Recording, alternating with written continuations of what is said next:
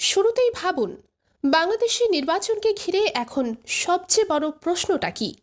জিতবে কে? ধানের শীষ নাকি দাঁড়িপাল্লা?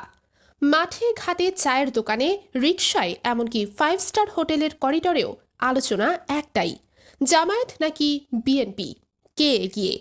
আর এই প্রশ্নটার উত্তর খুঁজতেই সামনে এসেছে এক বিস্ময়কর জরিপ। আর বাংলাদেশ ইউথ লিডারশিপ সেন্টার BYLCর সেই তরুণ ভোটার জরিপ বিশ্লেষণ করেছেন বিশ্ববিখ্যাত অনুসন্ধানী সাংবাদিক ডেভিড বার্গম্যান। বিশ্ববিখ্যাত এই সাংবাদিক তুলে ধরেছেন কোন অঞ্চলে জামায়াত বিএনপিকে উল্টে দিয়েছে, কেন সাবেক আওয়ামী লীগরা হঠাৎ জামায়াতকেই ভালো অপশন ভাবছে, এবং সবচেয়ে গুরুত্বপূর্ণ, জামায়াত এবার সত্যিই কি বিগ ফ্যাক্টর?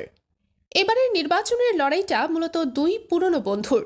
ডেভিড বার্গম্যানের বিশ্লেষণ বলছে, বাংলাদেশে মূলত দুই দলের বাইরে ক্ষমতার সম্ভাবনা প্রায় শূন্যই ছিল, কিন্তু হাসিনা পরবর্তী রাজনৈতিক বাস্তবতায় দুই দলের বাইরে এবার যে দলটি সবচেয়ে আলোচনায়, সে হল বাংলাদেশ জামায়াতে ইসলামী।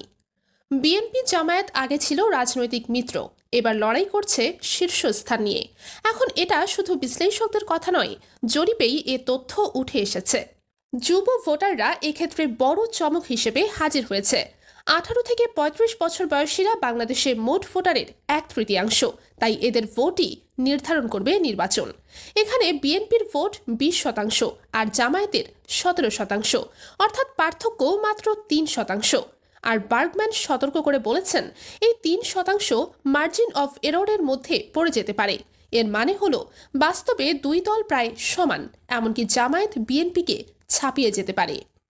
একইভাবে অঞ্চলভেদে চমকপ্রদ ফলাফলের দিকে এগিয়ে যাচ্ছে জামায়াত। যেমন খুলনায় জামায়াত ডমিনেন্ট ফোর্স, এখানে জামায়াতের সমর্থন 29% আর বিএনপির সমর্থন 13%, অর্থাৎ ডাবল।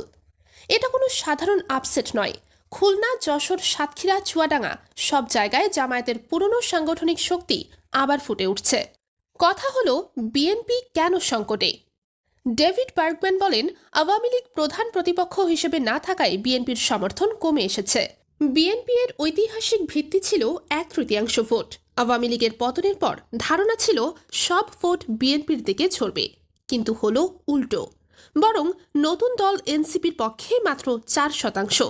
তরুণরা বিএনপিকে নিয়ে দ্বিধায়। স্থানীয় বিএনপি নেতাদের আচরণে সাবেক আওয়ামী লীগরা বিএনপি থেকে মুখ ফিরিয়ে নিয়েছে। এমনকি জরিপে দেখা যাচ্ছে অনেক সাবেক আওয়ামী লীগ ভোটার জামায়াতকে কম খারাপ অপশন হিসেবে ভাবছে। এক্ষেত্রে বড় পরিবর্তন হলো, সাবেক আওয়ামী লীগদের অংশ জামায়াতকে ভোট দিতে রাজি।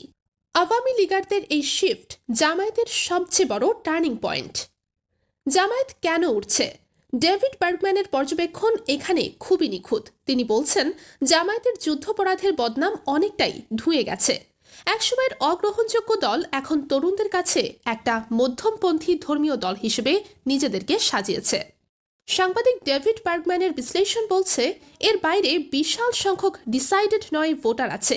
এখানেই জামায়াতের সুযোগ। 30% তরুণ এখনও কাকে ভোট দেবেন সেই সিদ্ধান্ত নেননি। 18% তাদের পছন্দ বলতে রাজি নন। এই 18%-এর বড় অংশ হতে পারে নীরব আওয়ামী লীগার। যদি নৌকা নির্বাচনেই না থাকে, এই ভোটগুলো যাবে কোথায়? জরিপ বলছে, সাবেক আওয়ামী লীগ ভোটারদের মধ্যে 56% ভোট দেবেই না। বাকিদের অনেকেই আজ মনের দিক থেকে বিএনপিতে নয়, বরং জামায়াতের দিকে। এটাই এই নির্বাচনের গেম চেঞ্জার। তাহলে আসলে কারা এগিয়ে? ডেভিড বার্গম্যান বলছেন, বিএনপির জনপ্রিয়তা 20% এবং জামায়াতের 17%, কিন্তু এই গ্যাপ এতটাই ছোট যে 3 মাসে এটা উল্টে যাওয়া খুবই সম্ভব। ডেভিড বার্গম্যানও স্পষ্টভাবে বলেছেন, এই পার্থক্য নির্বাচনের দিন পর্যন্ত টিকবেই তা বলা যায় না। অর্থাৎ আগামী নির্বাচনে সবার ধারণারও বাইরে গিয়ে অবিশ্বাস্য ফলাফল নিয়ে আসতে পারে জামায়াত। শেষ কথা, জামায়াত এবার সত্যিই ফ্যাক্টর। এটার আবেগ বিশ্লেষণ নয়, ডেটা, প্রবণতা, বার্গম্যানের বিশ্লেষণ, সবকিছু মিলেই এই নির্বাচনে জামায়াত এক নতুন শক্তি।